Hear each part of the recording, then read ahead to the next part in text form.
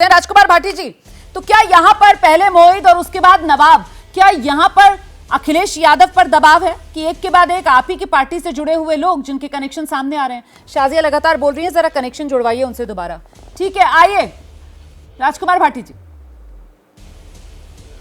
देखिए, शाजिया जी और हर्षवर्धन त्रिपाठी दोनों ने एक सवाल उठाया, मैं उसका जवाब देता हूं कि हमने किसी अपराधी के पक्ष में बयान नहीं दिया है, ना अपराधी के प्रति कोई सहानुभूति है।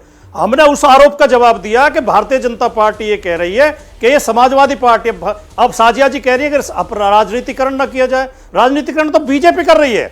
घटना हुई उसके तुरंत बाद बीजेपी की तरफ से लगातार बयान आ गए, समाजवादी पार्टी का डीएनए खराब है, सारे रैपिस्ट सारे क्रिमिनल समाजवादी पार्टी में भरे हुए हैं। तो हमारा उस बात पर फोकस है कि अपराधों को नियंत्रण करने के बजाय आप विपक्षियों का चरित्रहनन करने में लग जाते हैं, झूठे आरोप लगाते हैं, उससे बचा जाए। हम केवल उसमें अपनी सफाई दे रहे हैं। अपराधियों के खिलाफ आप सख्त से सख्त कार्रवाई कीजिए। हाँ। हम शुरू से मैं कह रहा हूं, हमारी पूरी पार्टी कह रही है किसी अपराधी के प्रति हमें कोई सहानुभूति नहीं। ठीक है, मनोज चौधरी जी सुन लिया आपने, वो कह रहे हैं कोई सहानुभूति नहीं है हमें किसी अपराधी से। वो कह रहे हैं लेकिन ये जिस तरीके से अपराध के मामलों में और कोई मुद्दा नहीं मिलता है, आप विपक्ष पर निशाना साधने लगते हैं, तो राजनीति तो एनडीए की तरफ से शुरू होती है ना, आप भी साथी हैं एनडीए में। मुझे एक सेकंड का मौका दीजिए। राजकुमार भाटी जी ने पहले कहा तो मैं उनकी बात का जवाब दे दूं कि हम लोग तो व्यस्त हैं इधर उधर।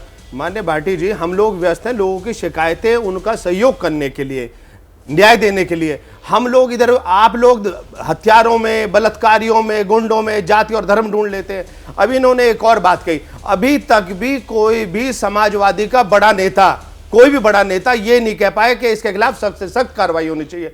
जो बलात्कारी अयोध्या मामला हो, ये कि उनके खिलाफ सख्त से सख्त कार्रवाई।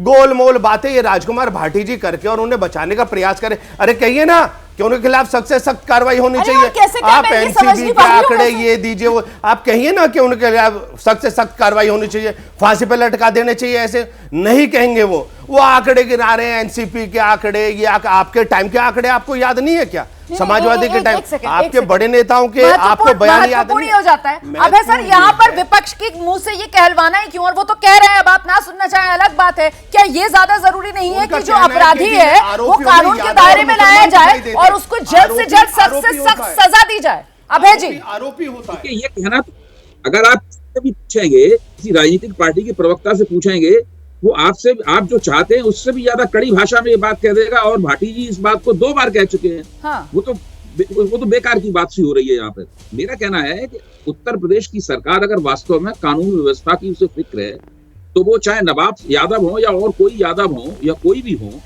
उनको सख्त से सख्त सजा दिलवा के दिखाए ताकि लोगों को इबरत हासिल हो सके।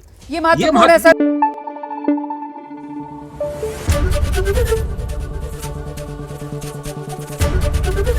एबीपी न्यूज आपको रखे आगे।